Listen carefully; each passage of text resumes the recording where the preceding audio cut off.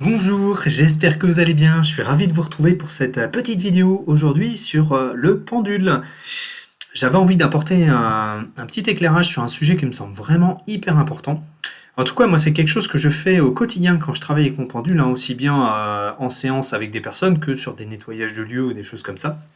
C'est, voilà, au niveau du pendule, ce qu'il faut que vous sachiez, c'est que quand vous l'utilisez, quel que soit le pendule, votre pendule se charge en énergie négative.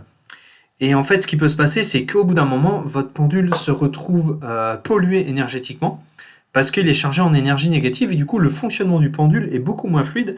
Et parfois, ça peut même vous induire en erreur puisque vous avez l'impression que le pendule ne fonctionne pas bien, qu'il vous donne des réponses qui sont un peu bizarres.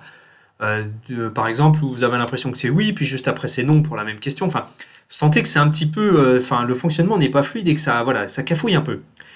Et en fait, ce qui est vraiment hyper important de faire le plus souvent possible, dès que vous en ressentez le besoin, et j'allais dire de façon régulière de toute façon, c'est de procéder au nettoyage énergétique de votre pendule. Et voilà, ça c'est hyper important. Et si vous utilisez un pendule de façon régulière, c'est vraiment le truc à côté duquel il ne faut pas passer.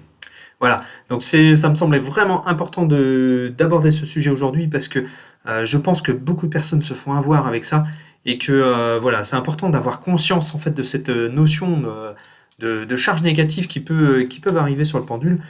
Voilà, ça n'a rien d'exceptionnel, c'est tout à fait ok. Nous sommes entourés autour de nous d'énergie lumineuse, d'énergie moins lumineuse. Voilà, hein, on ne le perçoit pas forcément, mais voilà, c'est là, ça fait partie de notre vie, il faut l'accepter. Mais voilà, on a des outils très simples et très efficaces à notre disposition qui nous permettent de pallier à ça. C'est de nettoyer son pendule. Pardon. Alors, plusieurs façons de faire pour nettoyer son pendule, hein. C'est vraiment très simple, il n'y a rien de compliqué. C'est à la portée de chacun d'entre vous. Alors, première chose, alors moi je vais vous montrer comment je fais. Je vais vous donner aussi d'autres méthodes qui fonctionnent tout aussi bien et qui auront le même impact sur votre pendule en termes de nettoyage. Moi, en fait, quand je sens que mon pendule a besoin d'être nettoyé, j'invoque l'archange Michael et je lui demande de venir nettoyer le pendule. Donc, en fait, je vais le faire avec vous, on va le faire en direct et je vais vous expliquer. Voilà, donc j'ai mon pendule avec moi, je dis tiens, je vais le nettoyer. Je me dis voilà, ici et maintenant, je demande à l'archange Michael de venir nettoyer, purifier et réharmoniser les énergies de mon pendule. Ici et maintenant, s'il te plaît, merci. Ok, ouais, en plus là j'ai une espèce de bâillement d'expiration de soulagement, donc là c'est vraiment que le nettoyage s'est fait, hein. Pour moi en tout cas ça fonctionne comme ça. Alors, en fait après vous avez juste à poser la question, hein, par exemple avec votre convention mentale, c'est est-ce que mon pendule est purifié énergétiquement? Et là, mon pendule tourne dans le sens où c'est oui. Donc mon pendule est purifié à 100%. Voilà, là j'ai ma réponse. Si vous avez un cadran 0 à 100%, vous pouvez demander aussi le pourcentage de fiabilité de votre pendule. Si le pendule va sur 100%, c'est que tout est OK. Voilà. Alors, deuxième méthode. Pour nettoyer votre pendule, vous pouvez aussi le mettre dans un bol tibétain, tout simplement. Et faire sonner le bol tibétain. Voilà, comme ça. Et là, moi, c'est pareil. Je vais aussi demander, toujours avec une intention, ici et maintenant, je demande à l'archange Michael de venir purifier, nettoyer, réharmoniser les énergies de ce pendule. Merci. Vous voyez, vous pouvez faire comme ça. Et vous avez aussi la possibilité, alors là, j'en ai pas emmené avec moi aujourd'hui, c'est d'utiliser de la sauge ou éventuellement du palo santo. Et là, vous allumez votre bâton de sauge ou votre morceau de palo santo.